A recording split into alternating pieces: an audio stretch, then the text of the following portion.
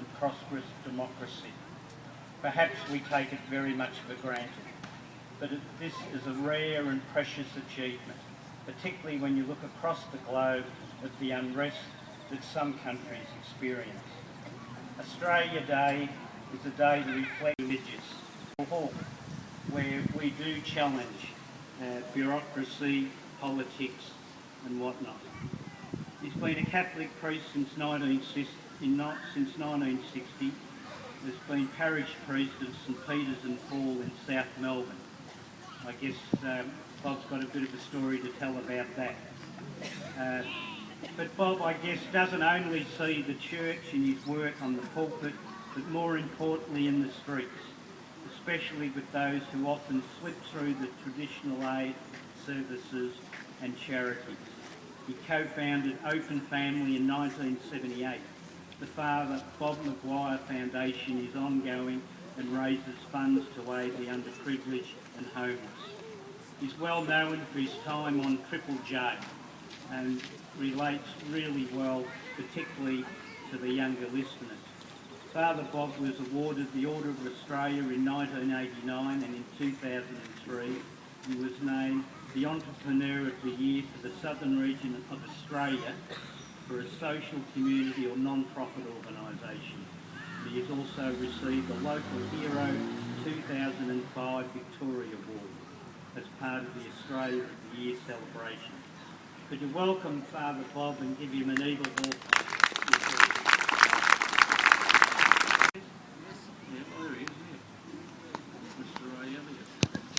So old choir masters never die, do they? They simply fade away. Yeah, a bit closer. I said not too close because, you know, I sat on that chair before and he said don't move but you'll fall over, and then the flag fell on me. I mean, what is this place? Yeah, I know. Danger City.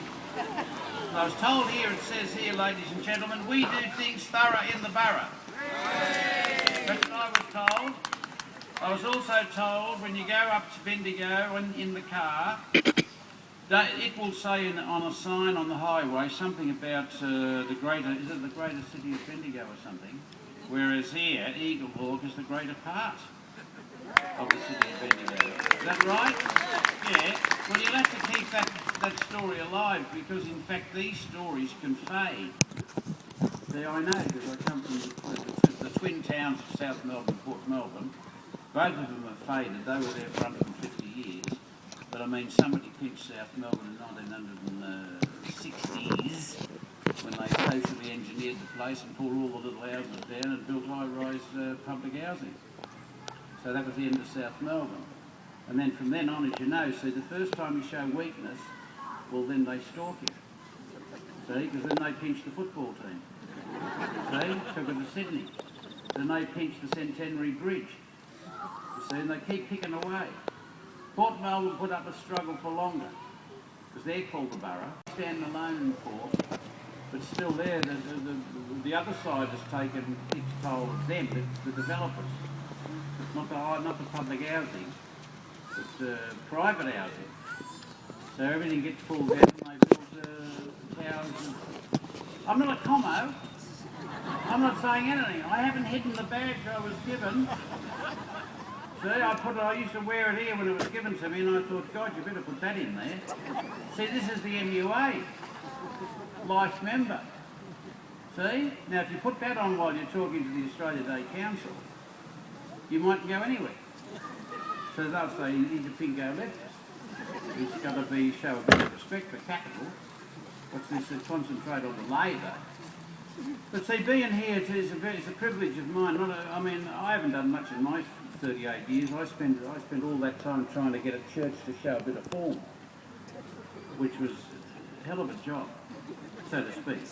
You know what I mean? Terrible. Because, you see, poor old churches and religious organisations don't necessarily put first things first. They put God.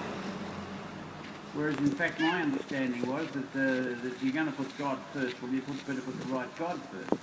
And the right God happens to be one of us, as far as I understand it. So humanity. See, safe dwelling place for God according to Christmas. We keep singing the songs and singing the hymns and singing the whatever those things called, carols, all about, yeah, he came to become one of us, he's one of us, he's one of us, and then as soon as it's all over, Christmas, well then we run around trying to, you know, live off other people. Just living off other people.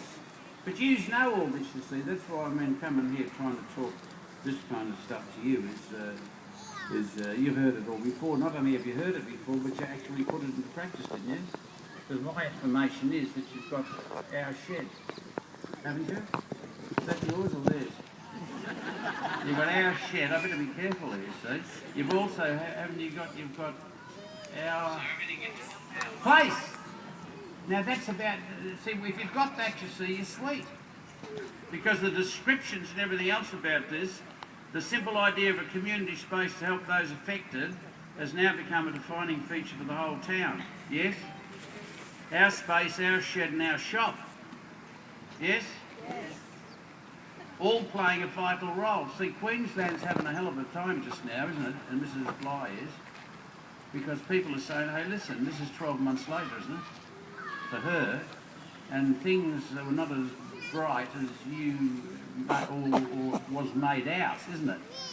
Because we know we've got natural disasters. This country, Australia, is blessed, of course, because our main disasters, we make them ourselves, but I mean, there's other disasters called natural disasters, aren't they? In other words, you can't do anything about it. Knowing, aren't you? Because I read a thing down there, there's signs all the way from here to Melbourne. It says, hey, have you worked out your fire plan yet? Isn't it? Who are they talking to? You see? Because in the old days we used to say, well, the government departments will work everything out. You don't have to put signs on the highway, but see, this is facing the facts. It doesn't matter whether the government departments were staffed by angels as public servants. It's still the buck stops with you and me, isn't it? And see, that's what I've tried to do 38 years in that place, South Melbourne, was I said to myself, well, I better invest myself. So it's all very good designing things and having visions and dreams and having plans and strategies and God knows what else. The fact of the matter is, have you put yourself in? The radio commentator on, what is it, 774, is it? Where's Emma? Emma, what's her name on the ABC? She was on this morning, you know, I'm only at Macedon. I'm already in tears. How am I going to do by the time I get to Eaglehawk? I'm almost in tears because all those people in the paper have got Australia Day awards. All the community work they do and the volunteerism and all. She was almost, you know, she had to go off the thing. But I thought to myself, well, geez, who does she think Australia is? I mean, that's what we celebrate. We know that Australia Day is a human, what do they call it in the paper this morning? Some bloke wasn't feeling too well. You think the Australia Day was a human construct. In other words, we've invented it. Of course we've invented it. You see? Because Aussies are not that way inclined. We're not nationalists, are we? Not easily. We're patriots, isn't it? We love Australia, but we're not prepared to walk over other people. Paper today, naturally, talking about, well, hang on, you better do a checklist on how you treat asylum seekers. You better do a checklist on how you treat gay people, isn't it? And you better have a checklist on how you're dealing with those people who are the working poor, isn't it? All those people have been thrown out of jobs in factories around the place. You've probably been through all of that before. The question is, you see, who's going to come to their assistance? And the answer is you are. If you don't, nobody will. So that's what, to me, I mean, it's a pleasure to be here because you're not Flash, see? I'm not Flash. I know you're resented, see? He said, excuse me, I've just paid $1.5 million for my house, which equals Flash. You see what I mean? It wasn't, but I mean, that doesn't make you Flash.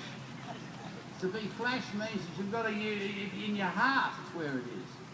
So this is a year later, far away, namely here. You see, how far away is it? So today we're celebrating the fact that, in fact, we've come to the conclusion there's only one solution, and that's what Muhammad Ali said when some flash kid at, was it Harvard or some university, he was making a speech at. Do you remember that? He was making a speech and telling everybody how his story and how it doesn't matter who you are, you know, the American dream, it doesn't matter who you are, you can become President of the United States if you've got a lazy $10 million, you know what I mean? Anybody can do it, you know, that story, but some kid yelled out, a student yelled out and said, give us a poem! Do you remember that? And he trotted out what is allegedly the shortest poem ever. Do you remember it? Me, we. Which qualifies apparently as being the shortest poem ever. I'm a bit unhappy. The me, we